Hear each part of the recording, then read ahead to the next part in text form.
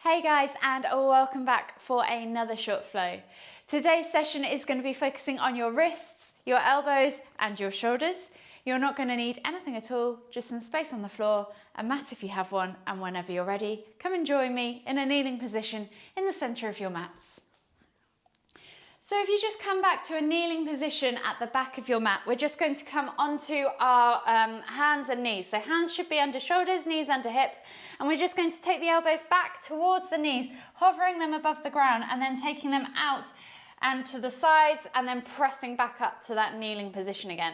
With your hands, think about keeping the hands locked in the same place and gripping the mat through the fingers and pressing down through the knuckles. You shouldn't have a completely flat hand. We're just going to do 10 rotations in total. So coming back with the elbows, out to the side and forwards and up. That's 2, 3, 4, 5,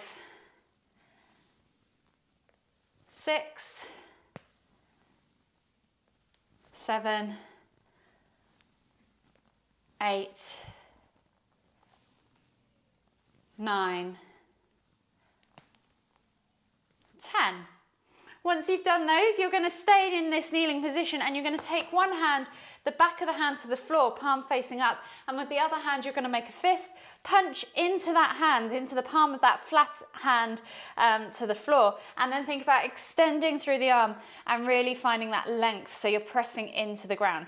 From here we're just going to rotate at the elbow so that we're actually driving a rotation through the wrist as well, and do several rotations just to get into that wrist joint. So again, we're aiming for about 10 on each side, so that's probably 7, 8, 9, 10, and then switch sides. So you're taking the back of the hand to the floor, making a fist with the opposite hand, pushing it into the palm of that flat hand, extending through the arm, so lock yourself out, and then find that rotation. You might find one hand is slightly different to the other, or one wrist is slightly different to the other.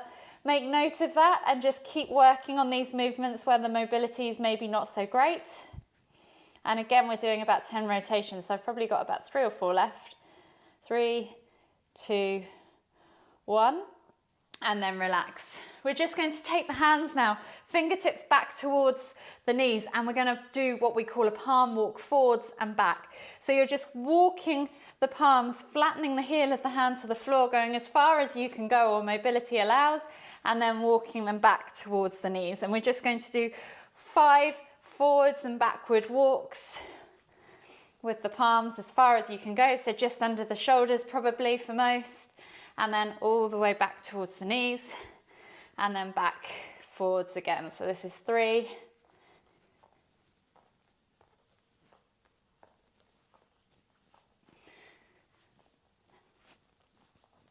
4,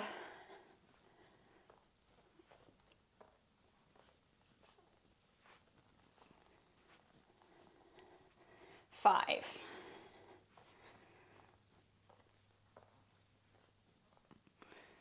We're going to remain in this kneeling position now and come into thread the needle pose with an opening shoulder twist. So coming onto your all fours again, you're going to take that left hand through and under the right arm, reaching through, looking under the armpit, keeping active through that hand, and then inhaling as you lift and twist, exhaling to reach, inhaling to lift, exhaling to reach. We're doing 5 of these each side, so that's 3,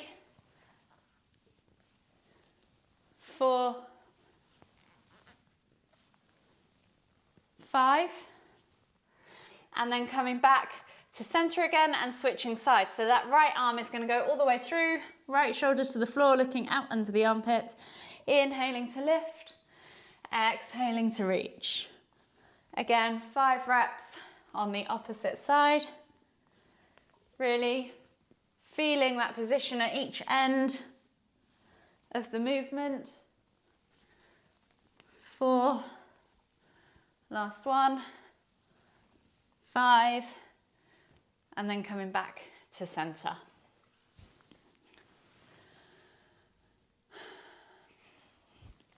We're going to come up to standing now, and find ourselves in Tadasana at the front of our mats. We're going to then inhale as we lift our hands up above our head, reaching up tall, really activating through the arms and all the way into the fingertips as well. But palms are facing frontwards, so towards the camera in the same way as my face is. And you're going to simply move just through the shoulders, so locking the ribs down towards the pelvis and keeping the upper body completely still. Just flag the arms back and forth, keeping them nice and straight, keeping the movement minimal in the body and all through the shoulders. You're just going to do 10 or so reps of this, going forwards and back. You might find your movement range isn't as great. You might find you're here, and that's perfectly fine. So just go as far as your body allows. Try and keep that middle body nice and still. And when you've done 10 or so reps, just release the arms, shake them all out. You're probably feeling that burning feeling in the shoulder. If you wanted to spend a bit longer doing that, you can do, just pause the video. It's a really good one when you're warming up for overhead workouts, any arm balances, inversions, that kind of thing. So definitely use that in your warm-ups as and when you can, because that's going to really help stabilize and strengthen the shoulder joint as well. Staying in this standing up position, we're going to come into our Uttanasana forward fold with a reverse arm stretch. So find your feet hip distance apart underneath you, interlace the fingers behind you and clasp the hands together, and then push the hands down towards the floor, pulling the shoulders open and also back and down. Take a nice deep breath in as you stretch through the chest, and as you exhale, hinge at the hips and come all the way down into that reverse arm stretch. We're going to be here for 5 deep breaths. So inhale as you pull the hands away from the body. Exhale to fold deeper.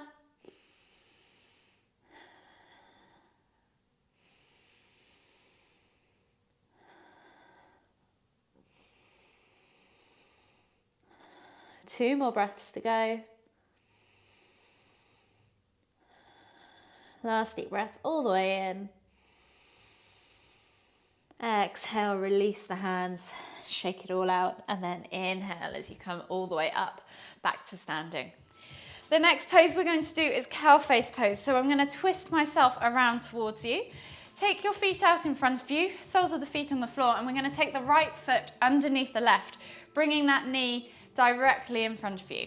We're then going to take the left leg over the top of the right and stack the knees. So a good way to get into this is to come forwards first, cross the knees, and then sit back in that space. If this is too much for you, you should have both sit bones on the floor. If this is too much for you, you can always take that left foot and place the sole of the foot on the floor, or if that's even too much still, you can just take that right foot, right leg out in front of you underneath. So wherever you need to be, find your position with the legs. Sit back, and you should feel this in your hips as you find that connection with the floor. With the hands, we're going to take the right hand up, left hand out to the side, and then reach back behind to interlace the fingers and grab a hold of the hands. So if you want your strap for this to help you reach, you can. You should feel this stretch in the left shoulder and the right tricep. Just take 3 deep breaths.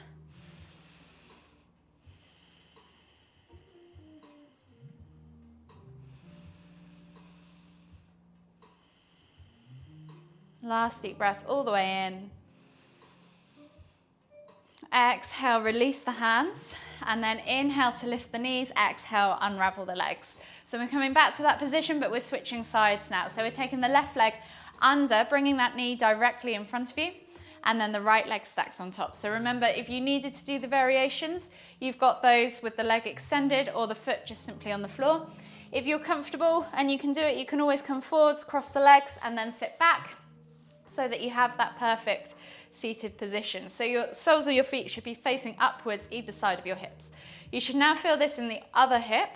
Once you're there, we're going to take the left hand up this time, right hand out to the side, reaching back with the right hand and down with the left. Interlace the fingers if you can, or use a strap or something to help. You'll probably find one side is very different to the other. And again, just 3 deep breaths.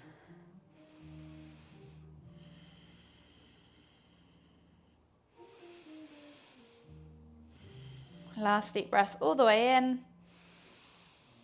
Exhale, release the arms. Inhale to lift the legs. Exhale as you unravel them.